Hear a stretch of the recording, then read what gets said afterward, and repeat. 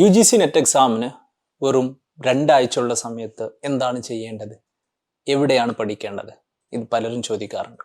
ഇതിൽ ആദ്യം തന്നെ പറയട്ടെ, നിങ്ങൾ ഓൾറെഡി ഒരു സിസ്റ്റമിക് പ്ലാനിനനുസരിച്ച് പ്രിപ്പയർ ചെയ്യുന്ന ആളുകളാണെങ്കിൽ, നന്നായിട്ട് പഠിക്കുന്ന ആളുകളാണെങ്കിൽ, പഠിച്ചുകൊണ്ടിരിക്കുന്ന ആളുകളാണെങ്കിൽ നിങ്ങൾ നിങ്ങളുടെ സ്ട്രക്ചർ തന്നെ ഫോളോ ചെയ്യുക. കാരണം ഓരോരുത്തരും എത്രത്തോളം പഠിച്ചിട്ടുണ്ട്, ഏത് സബ്ജക്റ്റിലാണ് സ്ട്രോങ് ആയിട്ടുള്ളത് എന്നുള്ളതിനൊക്കെ ഡിപ്പെൻഡ് ചെയ്തിട്ട് മാത്രമാണ് അവസാനത്തെ 2 ആഴ്ചയും വരിക. കാരണം അവസാനത്തെ 2 ആഴ്ച എന്ന് പറഞ്ഞാൽ എക്സാമിനെ സംബന്ധിച്ച് വളരെ ക്രൂഷ്യലാണ്. അപ്പോൾ ഈ 2 ആഴ്ച നിങ്ങൾ സ്പെൻഡ് ചെയ്യേണ്ടത്, ഒന്ന് ഞാൻ പറയും PYQ പരമാവധി നോക്കാൻ വേണ്ടിയിട്ടാണ്. കാരണം റീസെൻ്റ് ആയിട്ടുള്ള എക്സാമ്പിൾ നമ്മൾ കമ്പയർ ചെയ്യുമ്പോൾ, എസ്പെഷ്യലി പേപ്പർ 1 ഒരുപാട് റിപ്പീറ്റഡ് ആയിട്ടുള്ള പാറ്റേൺ ഓഫ് ക്വസ്റ്റ്യൻസ് ചോദിക്കുന്നുണ്ട്. അപ്പോൾ അതുകൊണ്ട് അവൈലബിൾ ആയിട്ടുള്ള വളരെ ലിമിറ്റഡ് ആയിട്ടുള്ള സമയത്ത് നിങ്ങൾ മാക്സിമം PYQ ചെയ്യാൻ ശ്രമിക്കണം. അവിടെ നിങ്ങൾ ശ്രദ്ധിക്കേണ്ട പ്രധാനപ്പെട്ട ഒരു കാര്യം, PYQ നിങ്ങൾ എക്സാം എഴുതുന്നത് പോലെ കംപ്ലീറ്റ് ചെയ്യരുത്. കാരണം അതിനുള്ള സമയമില്ല.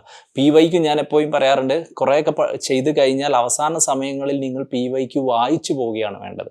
അതായത് ഫസ്റ്റ് ക്വസ്റ്റ്യൻ എനിക്കറിയാം, അറിയാം, സെക്കൻഡ് ക്വസ്റ്റ്യൻ അറിയില്ല, ഇത് ഇങ്ങനെയായിരുന്നു. സോ ഒരു സ്പീഡ് മോഡിൽ PYQ വായിച്ചു പോവുക എന്നുള്ളതാണ്, അല്ലെങ്കിൽ PYQ ഒന്ന് സ്പീഡായിട്ട് നോക്കുക എന്നുള്ളതാണ് നിങ്ങൾ ചെയ്യേണ്ട ഏറ്റവും പ്രധാനപ്പെട്ട ഒരു കാര്യം. ഏറ്റവും ക്രൂഷ്യലായിട്ട്, അത് പേപ്പർ 1 ആണെങ്കിലും പേപ്പർ 2 ആണെങ്കിലും അങ്ങനെ തന്നെയാണ്. പേപ്പർ 1 അത് വളരെ ഇമ്പോർട്ടൻ്റ് ആണ്. പേപ്പർ 2 സബ്ജക്ട് സ്പെസിഫിക് ആണ്. ഓരോരോ സബ്ജക്റ്റിനനുസരിച്ച് അത് മാറിക്കൊണ്ടേയിരിക്കും എന്നുള്ളതാണ്. രണ്ടാമത്തെ ഒരു കാര്യം എന്ന് പറയുന്നത്, PYQ കഴിഞ്ഞാൽ അടുത്തതായിട്ട് നിങ്ങൾ ചെയ്യേണ്ടത്, നിങ്ങൾക്ക് ടഫായിട്ടുള്ള അല്ലെങ്കിൽ ഓരോരോ സബ്ജക്റ്റുകളും ക്രൂഷ്യലായിട്ട് ചോദ്യങ്ങൾ വരുന്ന ഒരുപാട് ടോപ്പിക്കുകൾ ഉണ്ടാവും. ഉദാഹരണമായിട്ട് ലോജിക്കൽ റീസണിങ് കൂടുതൽ ചോദ്യങ്ങൾ വരുന്ന ടോപ്പിക്കുകൾ square of a position, Indian logic fallacies, ഈ 3 ടോപ്പിക്കാണ്. ആ 3 ടോപ്പിക്കുകൾ നിങ്ങൾ ഫോക്കസ് ചെയ്യേണ്ടി വരും. Mathematical reasoning, percentage, average, ratio, profit, interest and discount, അതുപോലെ തന്നെ ടൈം ആൻഡ് ഡിസ്റ്റൻസ് പോലെയുള്ള ചില ടോപ്പിക്കുകൾ നിങ്ങൾ കൂടുതൽ കോൺസെൻട്രേറ്റ് ചെയ്യേണ്ടി വരും മാത്തമെറ്റിക്കൽ റീസണിങ് വരുന്ന സമയത്ത്. ഡേറ്റ ഇൻ്റർപ്രിട്ടേഷനിൽ ചിലപ്പോൾ നിങ്ങൾ പാറ്റേൺ ഓഫ് ക്വസ്റ്റ്യൻ ചെയ്യേണ്ടി വരും. അതായത് ഓരോരോ ടോപ്പിക്കുകളും പേപ്പർ 1 പേപ്പർ 2 ആവട്ടെ, പേപ്പർ 2 ജനറൽ ആയതുകൊണ്ട് ഞാനത് പറയുന്നില്ല, ഡിഫറെൻ്റ് ആയതുകൊണ്ട്. പേപ്പർ 1 ഓരോരോ സബ്ജക്റ്റുകളും നിങ്ങൾ ഫോക്കസ് ചെയ്യേണ്ട കുറച്ച് ഇമ്പോർട്ടൻ്റ് ഏരിയാസ് ഉണ്ട്.